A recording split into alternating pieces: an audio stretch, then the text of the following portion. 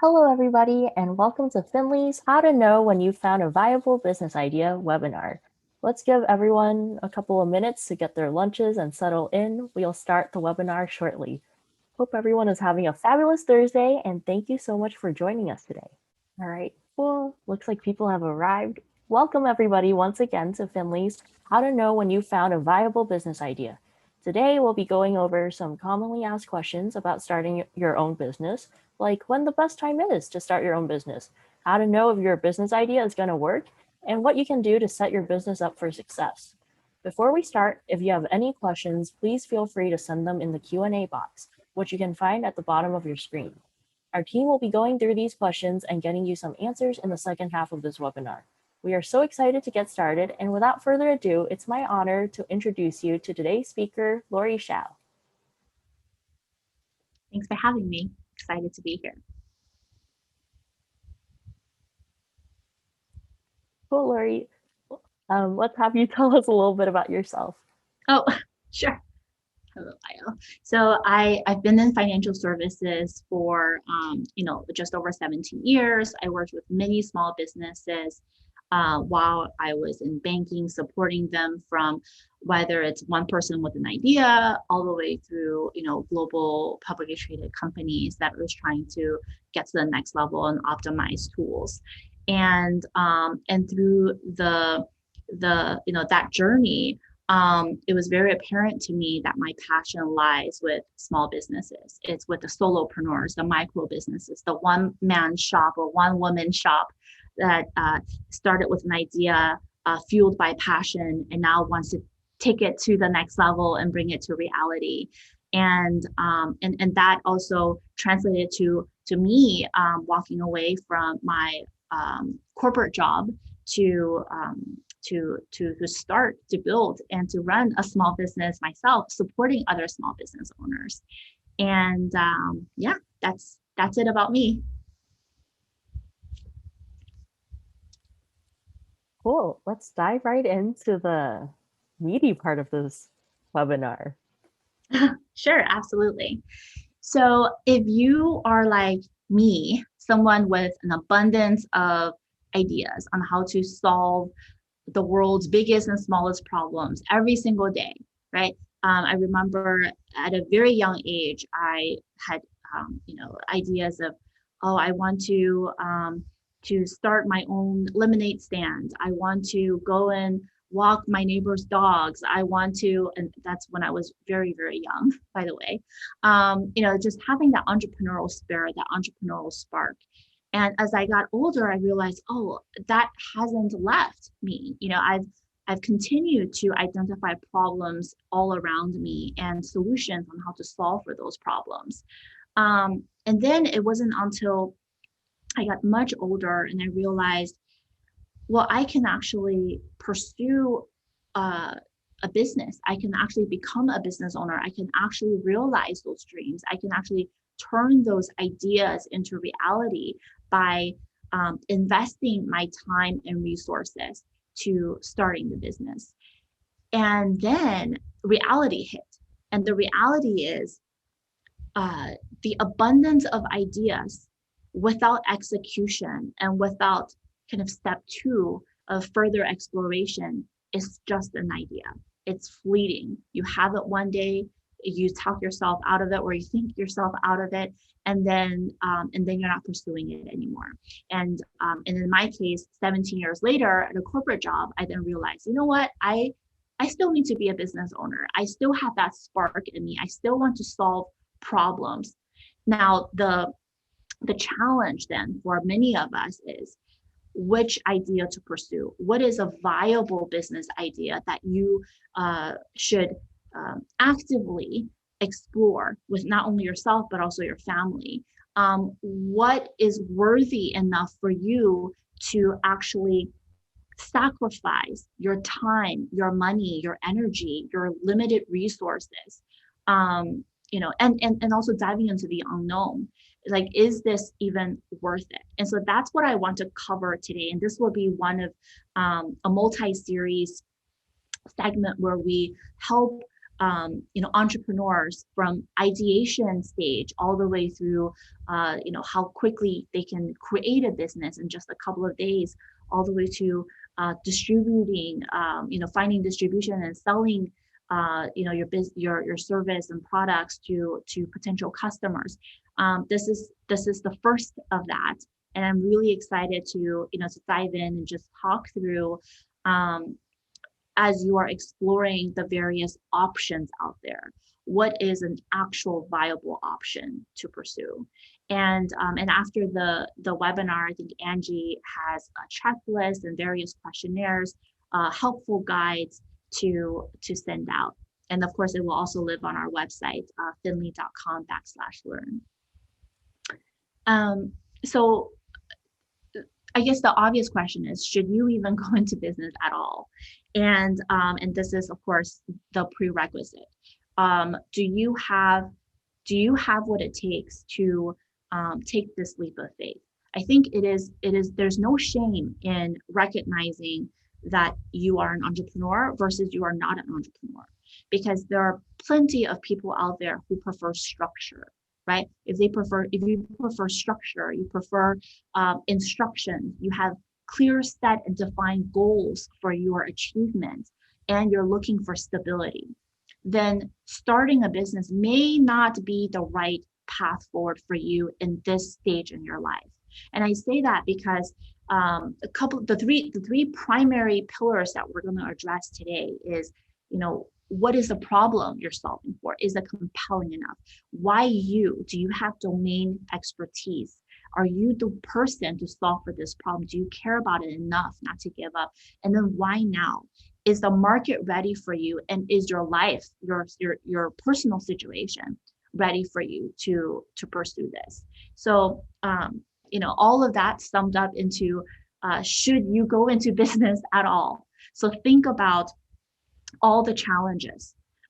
Think about all of the financial gains, all the financial burden, all of the impacts that you'll be making. It is an analysis, a very real and relevant analysis that you need to partake on to determine, is the sacrifice in does the reward outweigh the sacrifice, right? And like me, you have an abundance of ideas and problems to solve for, and that can easily become a distraction. So the last thing you need is more distractions, because you're already talking yourself out of it. You're already struggling with imposter syndrome. You're already thinking, is this the right time for me? Maybe I should wait until after COVID. Maybe I should get a steady job. Maybe I need more money in the bank for me to feel comfortable in diving in. Maybe I need my husband to be more stable. Maybe I need my kids to get into first and second grade so they can be more independent. I mean, there's so many what ifs out there, and there's so many distractions that is going to force you out of your path forward to running a business. So then what it boils down to is, have you identified a problem, a real problem that you personally feel the pain point of, you personally want to solve for, that you have direct and relevant experience in solving for that problem, and empathizing with all of those others, whether they're businesses or individuals that are also struggling with the same problem. So is this problem big enough, not only on a tangible, addressable market standpoint, but also for yourself, right? Because you will talk yourself out of it many times, and sometimes many times a day. So if the problem is not compelling and significant enough for you and your life, then you can easily give up. And then at that point, there's no business. Okay. So the next point that we want to address is, if you identify multiple problems, which do you go with? For me personally, I have a lot of passions in my life. I care about children. I'm a mother of two. I care about animals. I'm a pet owner of 3 dogs, 2 lizards, 1 bird, and a bunch of other things in my household. I care about, I care about human rights. I care about women's rights. I care about helping young professionals accelerate and advance their career. I care about equality for all and access to education. There's so many things I care about, and there's so many problems within those areas I care about. So which do I go with? Because all of that can translate to completely different businesses, right? And again, what we mentioned before is you have to be clear enough with yourself and your motivation to be able to pierce through the noise and stay focused. Because staying out of focus or getting out of focus is going to be that distraction that takes you off course, and you may never be able to come back um, to running this business and pursuing this idea. So that is very important. So map out all of the issues that you are plagued by, and then list out all of the solutions that you feel like you have the authority, the domain expertise to solve for, and then evaluate it. Take a step back and evaluate it and see, do I truly care about this problem? Is this problem bigger than myself? Is it going to force me to stay on course when the times get tough? Is it a problem that I spend more of my time and mind space in evaluating and thinking about and exploring? That's where, that's how you can, have this internal assessment and thinking about, is this a significant enough pursuit of your time and energy? Right. And we talked about the whole introspection, right? Why now? Why you? Are you able to solve for this problem? We all care about many things, but I made a list earlier about all the things I care about. Yes, I love animals. I care about animal rights, but do I have the domain expertise and the authority to uh, solve for any problems regarding animal abuse and cruelty? Maybe not. I've never worked for a facility that handled that. I don't know enough about legislation to yield impact on that. And then thinking about human rights, well, that is something that I really care about and I feel passionate about. But do I even know where to even begin to make an impact on that, or the product or the solution, the problem-based solution that I'm looking to build that's going to solve for the problems that I'm struggling with, right? Probably not. And so that introspection is bringing down the dream into reality, right? Into reality of are you the right person? Do you have what it takes? Do you even know where to begin? And if the answer is no, then really the best thing you can do for yourself is cut the cord and and pursue something that you are truly passionate about and that you have a path forward in solving those problems. So that's really important. And next step is, okay, so you've identified the problem, you have a very clear idea on how you're going to solve for this problem, how you're going to execute, but when is the right time to start? Because we are all, we all have a life. We are all plagued by a sense of responsibility. Not necessarily plagued, but we're burdened by a sense of responsibility.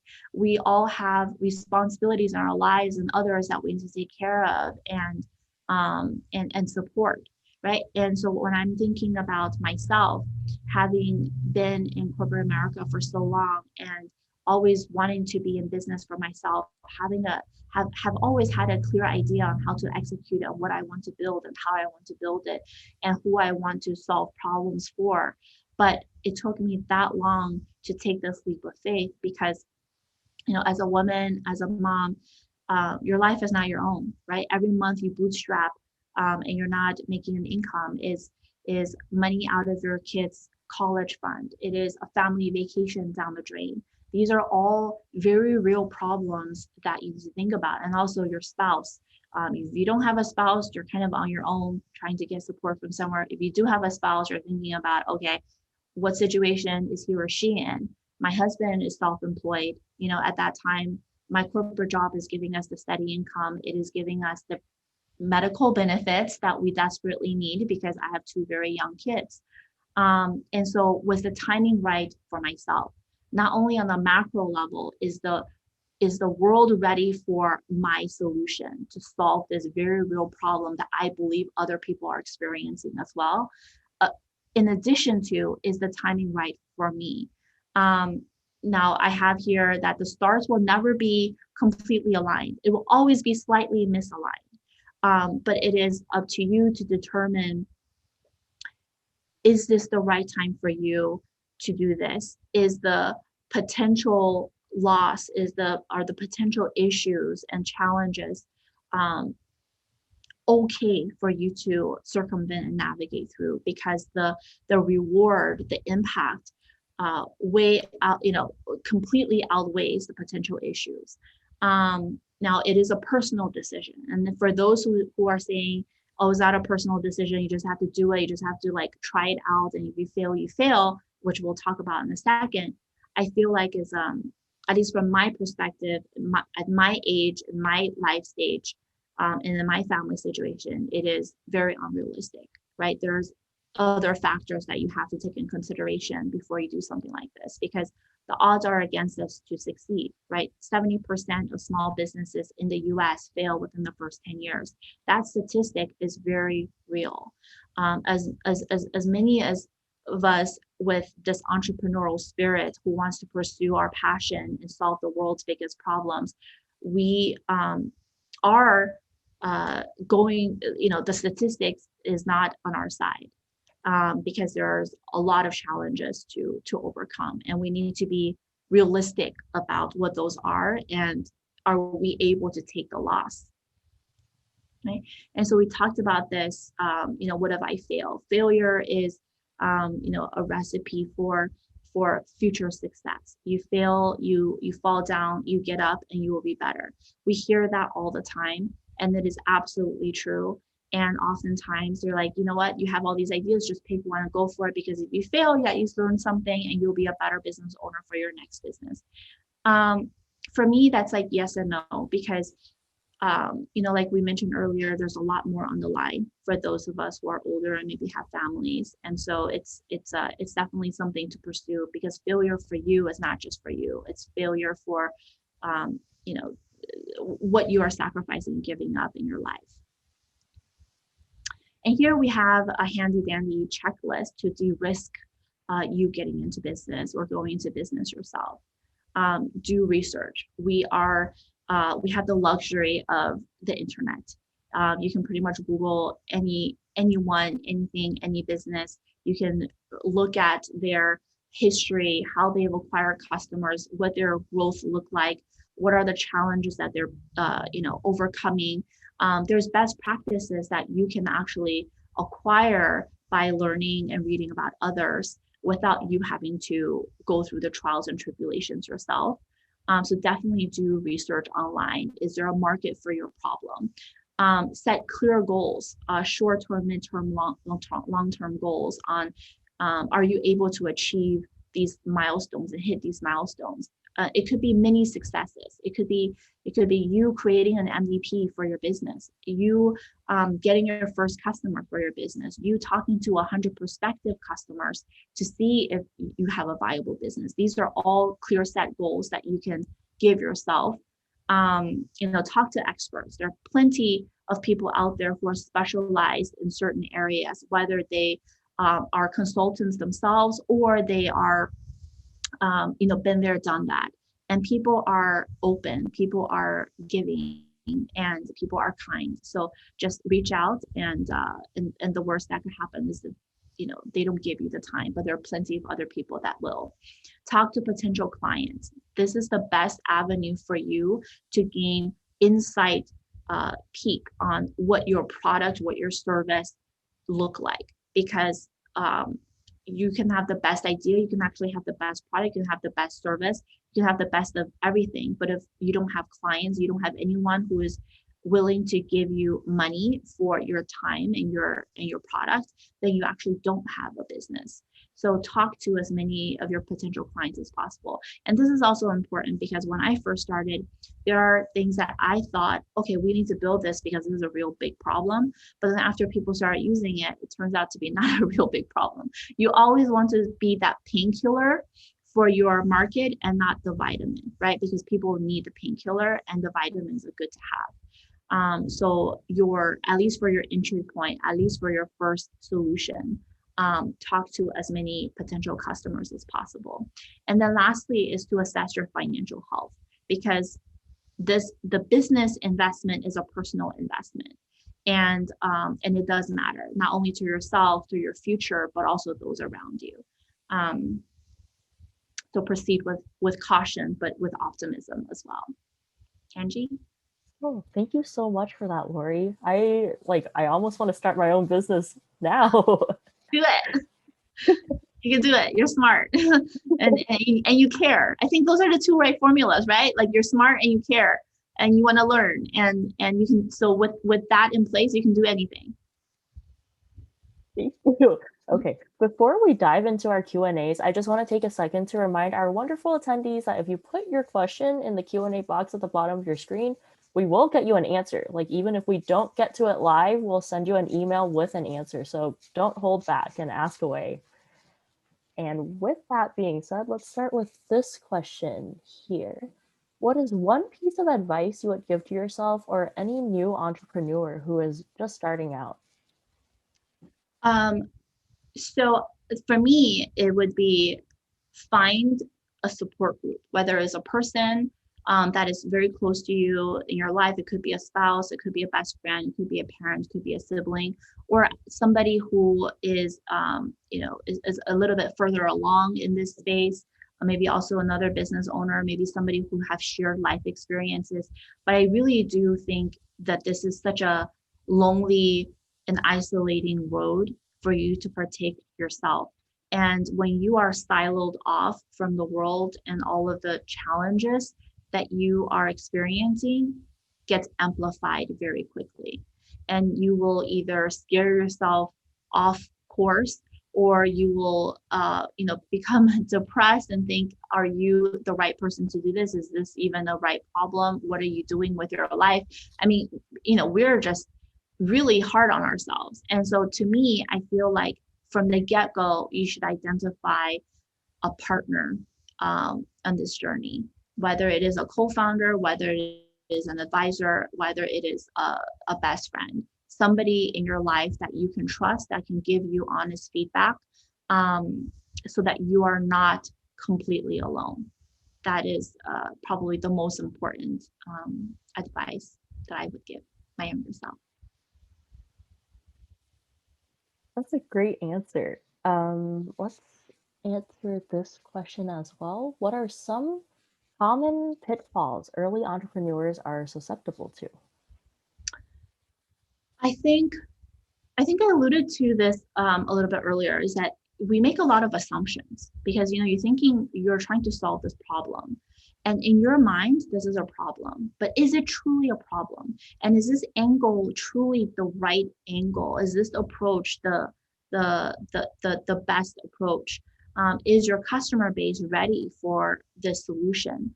I feel like many of us don't do enough research before diving in. And the research, as we had on the checklist earlier, could be online, could be asking for expert, it could be talking to potential customers. I don't think we do enough of that. And I think it's absolutely critical because once you start building, that means you're investing time and money and resources and energy. And then you realize, oh, you didn't build something people need. Then what? Right. So I feel like there's and that's actually normal. Like we all go through that. There's pivots, there's expansions, there's redirections on the approach. But I feel like a lot of that could be avoided if we just do the pre-work. And that's certainly a lesson I learned the hard way. Right. I started building the product. I realized that what I assumed the problem was, and what I assumed the right solution was actually quite off mark, which was why Finley pivoted. We started off as a direct to consumer family mobile app, and then we quickly evolved to a business to business software. as a service with payments for small businesses that also supports families. Because I realized, okay, the pain point that I thought was the painkiller, um, you know, uh, it actually wasn't that painful and it didn't warrant a painkiller. However, those who are supporting the community that we're trying to solve the problems for, they are in pain. And therefore, we quickly evolved into where we are today. So, so for one is, definitely be open to redirection, be open to soliciting as much resources and data points as possible. Spend the time doing research and talking to people. It is okay to have a longer preparation stage, because for all of us, we're like, okay, we have the idea, we know what to do, let's go, go, go. You're going a million miles an hour, and then you realize you're, spinning on the wrong hamster wheel. And that could be even more detrimental than if you would have just took a pause, took a step back, and like took it all in, and dive in informed. Cool. Thank you so much, Lori. Right. We have a lot more questions, but we are just about at time. So where can our guests ask these questions if Yeah. they wanted to get some answers? Yes. So on the Finley Learning Center, finley.com/learn, we actually have a module where anyone can ask us any questions about their business, whether you have an idea and you want somebody to help you think through it, whether you already are a business owner, have an existing business, but have blockers and challenges, or you just want some, best practice and resources. This is a platform where you can ask about anything that is prohibiting you from reaching new heights. And of course, you can find us on social media, whether it's LinkedIn, Facebook, Instagram, TikTok. Our handle is I am Finley. So happy to engage further there. Mhm. Thank you so much, Lori. And this concludes our How to Know When You Found a Viable Business Idea webinar. Thank you so much for taking the time out of your day to attend, and please do sign up for our upcoming webinar, How to Start Your Small Business in 7 Days, which is happening next Thursday, July 15th at 12 p.m. Pacific Time. We hope to see you there. Once again, if you have any pressing questions or any questions at all, please submit a question to Finley's panel of small business experts, which you can do at finley.com/learn. The links to register for the webinar and to submit a question will be sent to you in your email shortly. Thank you so much. And once again, thanks for coming. We hope to see you next week.